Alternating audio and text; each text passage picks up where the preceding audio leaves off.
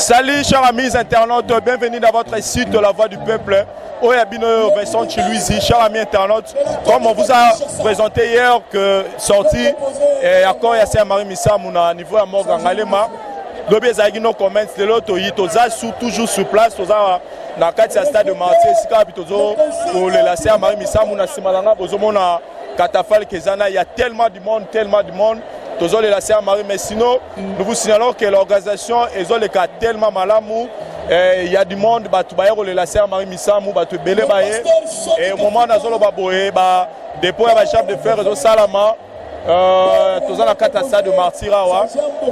Tous le Yasser Marie, tu recoutes en après, tu as quelques interviews, mais pour l'instant, tous les Yasser Marie peut se retrouver dans Souka. Merci.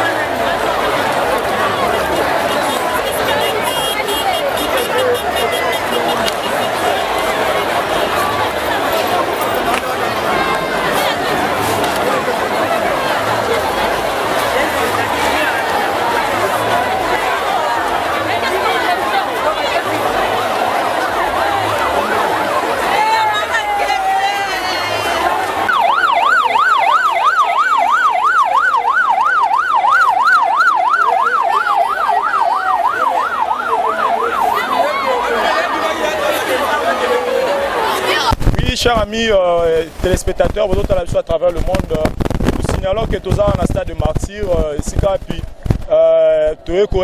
la sœur Marie Missamou, au moment où nous vous parlons, quand on a été déjà dans la cimetière, parce qu'il y a tellement de monde, donc il fallait redégager le corps et la sœur Marie Missamou le plus vite que possible, parce que Batou Bazaki vraiment tellement belé. Dans d'autres, on a maman. Bonjour maman. Bonjour papa. Premièrement, d'abord pour la sœur Marie Missamou, organisation de Guinée pour la Bino. Et les qui n'ont bien de mini c'est na yeto moni ngote. Tout le monde est gagné encore maman de banda. Même si maman mutuna makasi na linge makasi mbese suka passe na mutema. Passe na bino zanini pour nenge bo moni corté to nenge to organisation de Guinée bientôt tout na bino d'abord. Nene pena yemba kitoko na Congo na biso. Voilà. Mais na valeur na bo moni ke balelier bien organisation de Guinée malamu. Balelier bien kitoko makasi. Balelier bien. Balelier mabe papa. Balelier mabe. Amemi lokola soda. Ba misune basabe bana banda kuba bonga mapoba ya. Mbala moko. Oh. Mbala moko. Bango ba memi bembe biso kuto yebite bal bata miko bembe so kende loko te mbala mo ba kena ye. So ezala te. Baleli na bango ye bien mais lelo pena ba saboter. Bango ba pesi raison que bango ba pesi raison que balobi batu balega ke belé. Ata pona bato belango bongo artiste sont à kufeta la ka bongo bato musu ba ko kangama bato musu ba ko kufa bato musu ba osala boye. Papa s'il vous plaît impression na yo par rapport à événement à Lelo. Bien merci pour la parole impression nga. Je suis d'abord désolé par rapport à l'organisation ya Marie Missamou. Marie Missamou azala qui artiste au yaibana qui monde entier. Kota la ebembene ndenge toleleli yango vraiment eza malamu te. Organisation ndenge basalami donc embouteillage tunate donc mayo esengeli baloba ba o esengeki koloba pona bolamu ya salaki na mokili balobeli yango kaka en 4 minutes donc témoignage na ye toyoki yango te donc moya okomata place wana atako ba konti baze belé mais asalaki misala o esengaki bato basaki pe misala wana ba mona na pe na place wana pona ko pesa arwana oye asalaki ezana lokumu po lobi nango to raisonna Marie Missamou mais kota la boye ndenge toye tozongi et puis balongoli corps so ina 10h to ebite ken église nini il paraît qu'une église songolo to ebite alors on dirait mutu moko ayebana kité na kati ya Congo mais or adaki mwasi oya evre ayebana kasaki misala esenga to lela jusqu'à ce que ngonga moko malamu toke kotike na lilita donc nous avons vraiment dessina eloko yo esalami na kati ya de Marie Missamou. Merci maman. Nazo se présenter ngai Maman Bibiche Vouvou, naza vice-présidente chargée à coiffure na Cocoif, association à coiffeur na Congo. En tout cas, biso to landa procédure ndenge zalaki dès le début. To benga ki frère Patrice, pour yebisa biso qu'est-ce que nous devons faire parce que Marie Missamou to zaro landa na télévision, azao sa basukine moko azotonga ye moko biso to bi en tant que ba coiffeur to ko assister na matanga et puis bon, réponse c'était un peu carré que les organisations ya ba chrétien. Alors bon ton dibaki quand même mais tolobi bon to ya quand même to tia banderole na biso to tia ki banderole to ya depuis lobi to ya ki ezeka mitungi si poto tia banderole lelo su to ye ka mitungi to koti même pas et pourtant na tant to zonga to moni ba bus o l'été tia ki peut même batu or ne to benga ki frère Patrice akoko lobake ata so organisation eza chrétienne mais bino loko abokoya ba bus ezali boza boko tata na bus numéro 5 to ngango ye bato koti to accompagner vraiment to za dessus nande ba soda bazolanda batu ba gaz lacrymogène et ça vraiment normalité. Vraiment je suis très dessus mais bon tout ça ni mboko na biso to continue ka kolingango ba konza biso pe ba changer kaka. S'il vous plaît, ce que totali à Marie Missamou précisément na mitwa ba mama to zomona aria zalaki nango. Nous sommes de coiffeurs. Alors to yaki pona ko la ki sa vraiment coiffure ya salaki na mutu et mona na mitwa ba mama. Donc tant que ba coiffeur yango to yaki ko tia banderole na biso tant que ba coiffeur na association na biso ya cocoif mais to moni ge to zaki toujours négligé mais nzambe a lokumu. Merci chers amis téléspectateurs.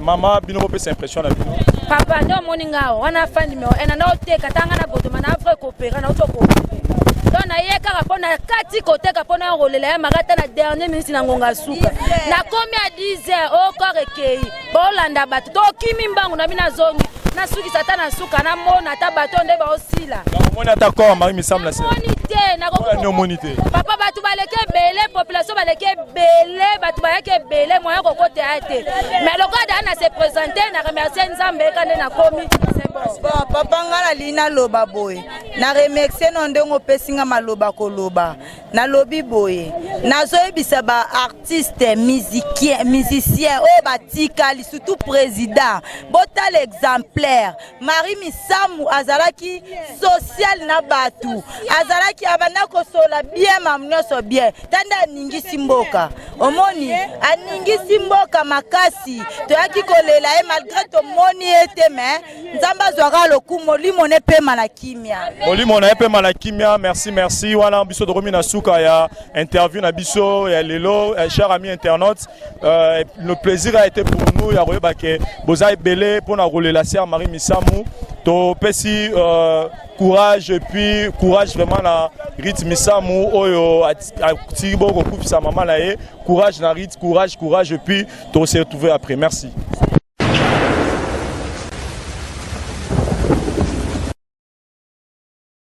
Oui, chers amis internautes, toujours dans la carte là, notre sœur Marie Missamu na Lingito sala un peu moi analyse mukie ya koyeba nini ba organisation eleki nazana confrère nanga Adam Suluzolo ye azaki na organisation na kati parce qu'il a joué rôle ya protocole ye na yebi kaza na kati donc yebi comment est-ce que marambuleki na ngito sala un peu analyse. Bonjour Adams. Bonjour Vincent Tulise. Mbote na bandeko bazota la biso. Mon entier bota la biso à travers la voix du peuple Bambote Belé. Voilà. Adams, tu as sa sœur Marie Missamu sorti à Korezaki lobby, le lot corriqué d'enterrement. Personnellement pour nayo impressionnant d'abord les années na Italie d'abord organisation matin elikine. Ouais, du côté organisation, non, vraiment merci parce que c'est pas facile comme on a pena qui chassa mobimba obazalaki mobiliser baya ko sala ko rendre dernier hommage pas sœur Marie Missamu mais protocole oyo to sali musala oyo c'était pas vraiment facile donc pour dire que protocole non organisation coup de chapeau, donc organisation Zaki bien. Voilà. Organisation Zaki très bien, mais les gens déploraient premièrement le lobby, voilà. Vincent, yoku tozawana yo Zaki wana poko mana nous place corps ezalaki c'est pas facile. Yoku to journaliste, ce n'était pas facile pour que ozo accès ya komati esikawana. Siko ozo population, ba lobby tout qui chassa. Na bande tout le monde ba délégation, ngana Zaki na protocole na entrée à corps. Aussi la délégation à Bénin, il y a Brazzaville, il y a Angola, il y a partout. Bana Belgique, Bayaki. Mais Toloba qui n'est pas encore ébimi. Tolobi, recueillement est prévu à 23h.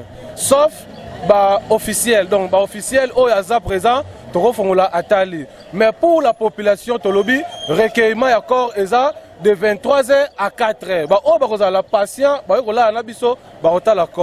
effectivement, pour la bateau oyo bazalaki na botos quelques-uns mais aujourd'hui là tout le monde voulait voir le corps au même moment donc nde to yewana to komi mbamoko to kota total corps et si on a les aki mukie pour la relégisa bato wana nyoso donc c'était pas facile il y a permettre na bato nyoso pena batala corps on a donné l'accès à l'autorité à Mboka, comme tout le monde qui gouvernait la ville. Tout le monde, Claudia Sassou, Ayaki, tout le monde, ministère Ayaki, mais pour la population, donc Yogu tout côté, parce que c'était pas facile, comme on a toute la population de Kinshasa, tout le monde a l'ordre, tout ça a deux lunes, de façon que Mututu Azwata accès à Kotala, papa. Tant que balobi bongo na bato bazaki likolo ya ba mira stade bakiti na ba bazaki libanda ya triomphal ba ye to moni que non awe kosimba te et coup de chapeau à mon général Kanyama. Surtout question na tuna ngwana les gens voulaient un peu accuser le général Kanyama que aye ko tcheki soda na matanga Marie Missamu aza soda te mais yo taki protocole yebsanga rôle ni Kanyama jouer général Kanyama to jouer fusion moko. Nous, le protocole, on a 4 protocoles. Nous avons un protocole à la famille, nous avons un protocole à l'église, nous avons un protocole à musiciens, il y a un pasteur, notre protocole il y a un artiste, tout le monde est artiste, comédien, artiste, musicien, nous avons une fusion dans la police.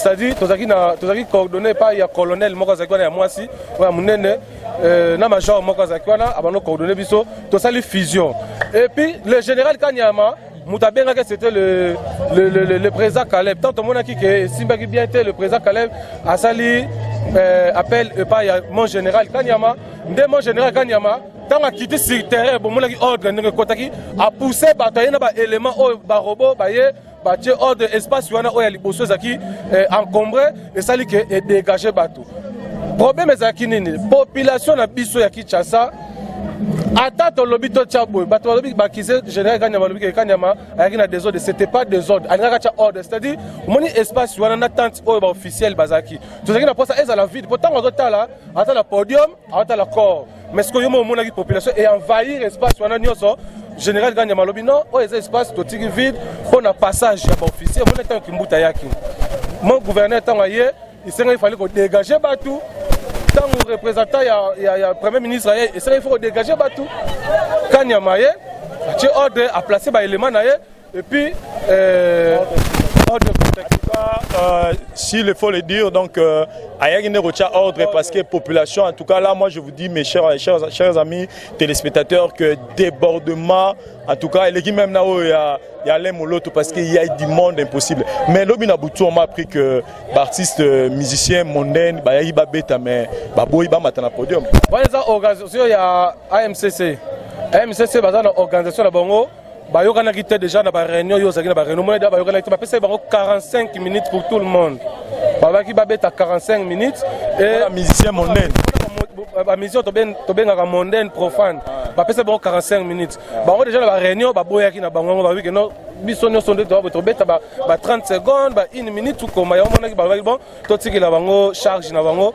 bango mo pe ba agrimaté to monaki ba lombo betaki to monaki frère Matou Samuel a betaki bando rebelle ba betaki na ba orchestre Sœur Marie pe ba betaki lobi lelo pe ba beti donc c'est par rapport mais so moi déjà so ba pe no da 45 minutes ba quelque part peut faire Patrice non 45 minutes pour tous les artistes mondains les façon faire Patrice aboyaki na bon na rekozala na voilà c'est le frère Patrice a lobby bon boza 45 minutes parce que c'est pas tout le monde peut ba prester ba misu pe ba yaki na ba kabulama ba misu ba yaki ba na souci à visibilité donc atala ki bon boza ta 45 minutes ou soit bosali chamoko bo mati bino no so bo interpréter kaka mutu na mutaya ayembi na ndenge ezate l'orchestre no mati te ezaki na kaka no biso no automatique wa za na vocal ayembi wa robeta abeti wa robeta na simwa ko simba c'était ezaki no te no fo orchestre Adam Suluzolo et mati et beti 4 chansons non c'était mais par rapport à artiste pe to bien na profane na remarqué il y a eu absence il y a ba grande tête soto yebi na moni weraté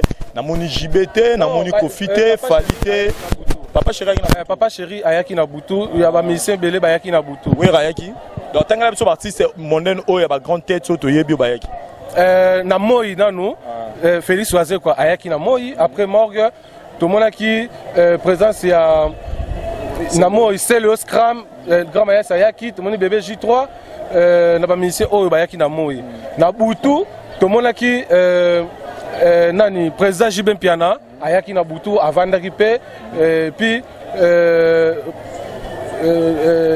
qui encore Fali ayaki Fer ayaki Kofi ayaki te namoni Fali te namoni werate namoni pe Fer egola te mais ba musicien na ye ba orchestre moko bazalaki mais soana pour au Jijan on est les par rapport à dénombrement to ba bona bango ouais bon misusu bazaki na morgue n'oubliez pas ngala bazaki na morgue artiste moi mnene te yaki yaki que ça et sobe na artiste musique chrétienne de bayaki voilà mais pour dire que pourquoi bayaki te wana na sola bango te na yebite mais biso to salika constant ndenge ba observe ezalaka même papa Wemba pe na mona qui était papa bazana na poto ba na lo basiko papa Wemba yaki te parce que ana poto ba mission mususu pe to yeba programme na bango te Vincent donc to tenir na rigueur to lo baka que notre mona ki bango te mais bango ba justifier tant to bolika na micro mais to mona ki yote a repesa argument na mais jusque là présence ya papa chéri zalaki président Félix Oisé Kwazala qui c'est le scram bébé J3 et voilà quoi. Voilà. Merci Adam c'est pour l'analyse que tu sali tu ngaka to pesa moi image d'ensemble ya ndenge makambo eleki nayebi ke oza na moi 2-3 personnes oro ko présenter bango moi toza na baneliane moi 2-3 personnes moi dédicace ça là mama botangai aolela na musika parce que c'est Marie Musamu azaki pena mwana nae arande ba visite ebele na hôpital tant azaka anangale ma sœur bango ketala e ba prier pe ensemble tant apprena que vraiment maman nayebi que ça passe mais à partir de Montréal wana nayebi que bosangana ki pe ki mezali na pesi pe madame nangai na mwana ngai mbote isika bazali wana na pesi Yulia Panache Samba mbote na moni susu double L Loulou La Rose depuis Paris à Noirite mbote belé Sarah Chikita don béni de Chicago. Vous avez aimé Belé, vous allez dédicace à Matanga, donc vous comprendre binonoso, ma condoléance car ici vous allez. Merci Adams, merci cher ami internaute, vous avez guitare la bino. So na lobby et bien peka non na trahi. Président Clinton P. Clinton P ayaki donc Bill Clinton ayaki kutu na mo ilelo na mo ya avant traitement ayaki matin qui passe à recueillement na ye. Donc voilà. Merci cher ami internaute, ngai na komisika ka message na Rit. Ouais, merci maman. Un message dans Rit Misamu, maman Chantal la couturière à Bagina Pesayo, na Pesayo la condoléance et puis après a souhaité au courage Makasi vraiment vieux continuer. Il y a aussi facile à garer la sucre poupée Barbie P à présenter qui condoléance na Rit Misamu na moni pe susu maman nanga Maja Kinzongo pe à présenter ba condoléance na moni susu évangéliste les Bokanza pe à présenter ba condoléance donc et tout le monde wana tout le monde année prochainement na basho na biso matanga eleki to matanga Saint Marie Misamu eleki tozongela suko au boulot et au sala bien merci boye imalamu na service na biso ya visa service oyo ezo sala bino bo voyager partout dans le monde tozali ko fournir ba service ebele lokola service ya consultation en immigration pona batu nyonso balingi ko voyager libanda ya mboka. Service oyo ezosunga pona kozwa visa lokola pona ba étudiant, pona tourisme, to pona ba faire. Pe tozali kosunga ko remplir ba formulaire pona demande ya sorte nyonso ya visa. Pe ya immigration, kobosana te. Les développeries carte verte pona États-Unis, tozali pe kosunga batu. Pe tozali kosunga ko remplir l'application photo ya monene oyo ezali bongo exigé. Tozo pe sa service na biso pe po na Canada, États-Unis, Australie, Europe, pe Asie et dans tous les coins du monde. Pour avoir plus d'informations, consultez notre site web au www.servicevisa.org. Pour nous contacter au Canada sur 780 710 09 83. À Kinshasa, 243 89 36 55 55 0 ou soit par email Bokomeli Bissona service-immigration@hotmail.com. Merci encore d'avoir choisi notre service. À très bientôt.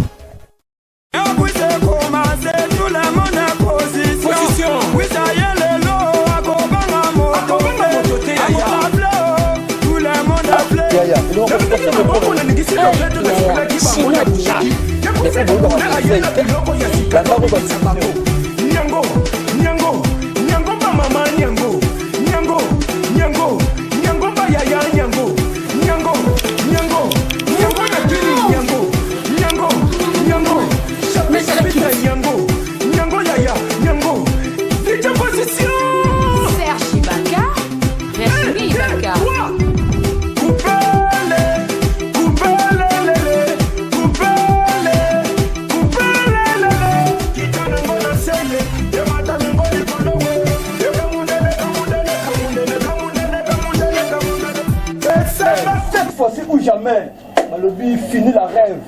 Solution et si Ezouami, to les laki, to mi tungisamaki, to lataki, mais to connais pas la mapasa. Oh, vous avez ma passe à thé. Maman n'a pas tout la ligne.